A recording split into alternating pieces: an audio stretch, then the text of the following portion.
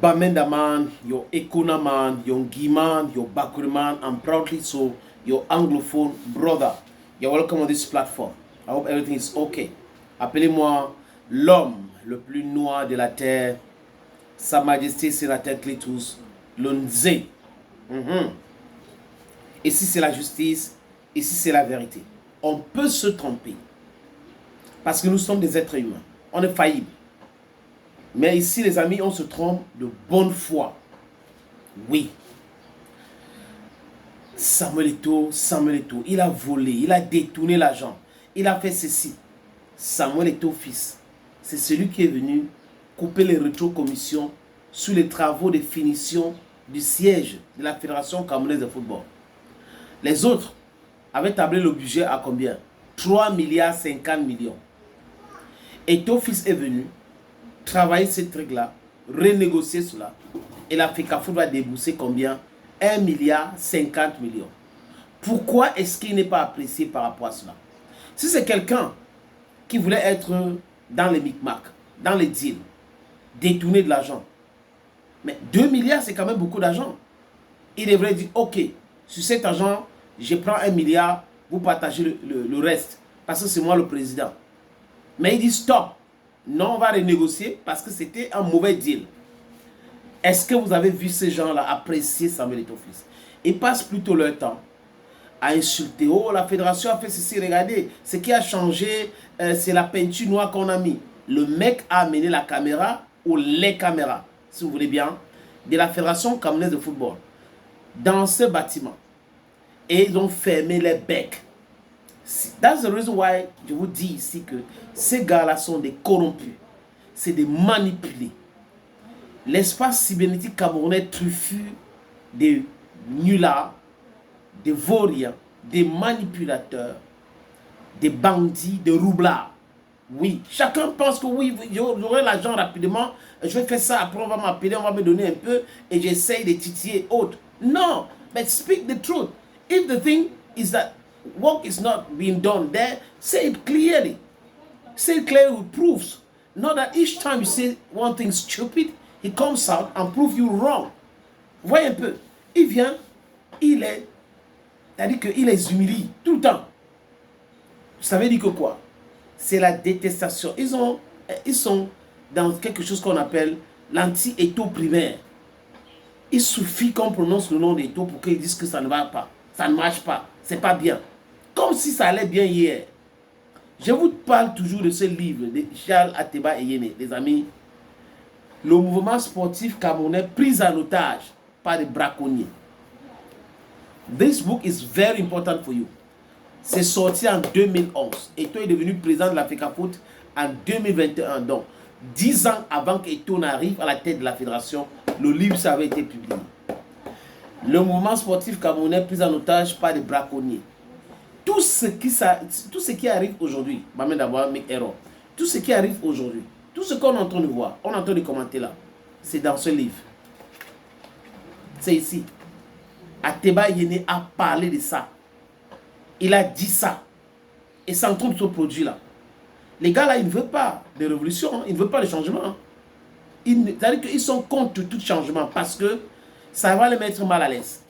C'est comme ça les corrompus. Dès qu'on commence à dire que non, il faut organiser le travail, ils vont dire non, non, on organise comment vraiment, c'est comme ça. Parce que dans l'embrouille là, ils trouvent leur compte. Mais c'est parce qu'ils ont les gros bras. Et les autres alors? Et les autres alors? Je voulais parler d'une histoire d'équipementier. Quelqu'un m'a appelé de l'Italie. Je ne vais pas donner la marque de cet équipementier ou le nom de cet équipementier.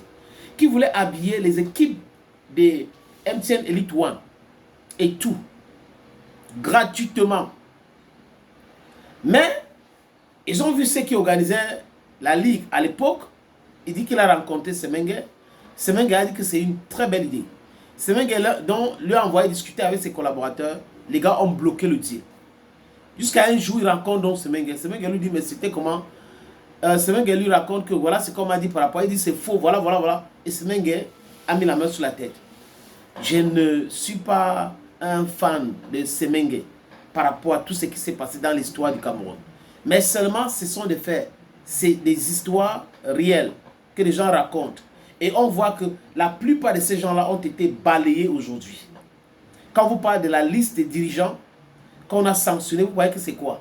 C'est des gens qui ne peuvent pas prospérer dans un environnement sain. Quand il y a de la transparence, ça ne peut pas donner. C'est les gens qui appelaient Samuel Eto'o fils.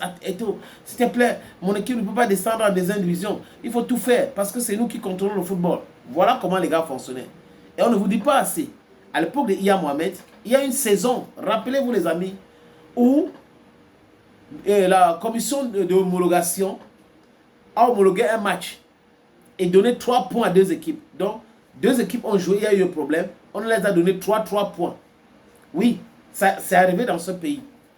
Donc, on connaît tout ce qui se passe. Les amis, il y a eu l'audit entre 2023 et 2025. Les auditeurs et l'Assemblée générale n'ont rien vu. Il n'y a pas l'ombre du commencement des malversations financières. Mais pourquoi aujourd'hui, financières, pourquoi aujourd'hui, ils sont en train de crier là?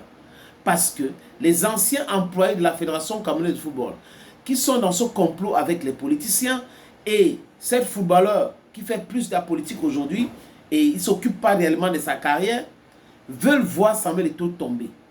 Et comme lui refuse d'abord sur l'autre qui disait qu'il est le pape, il était le pape du TAS et gagnait les procès là-bas, qui avait demandé 400 millions, j'ai appris. 400 millions pour ces terres, pour arrêter de parler vraiment.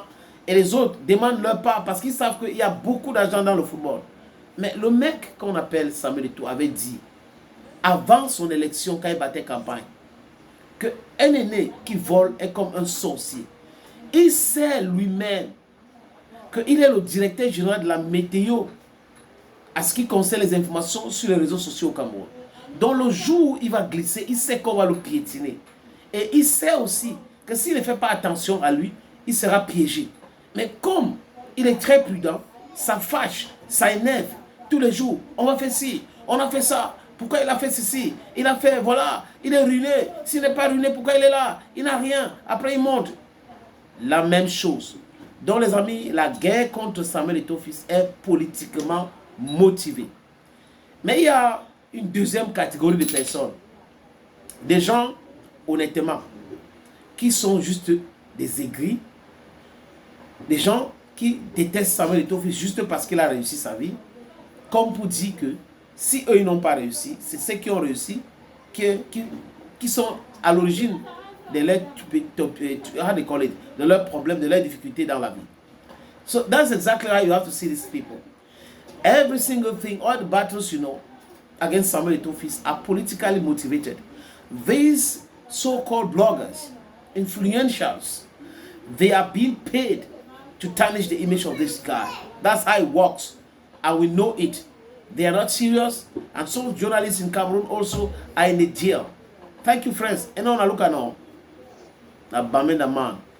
Most importantly is the message. Bye-bye.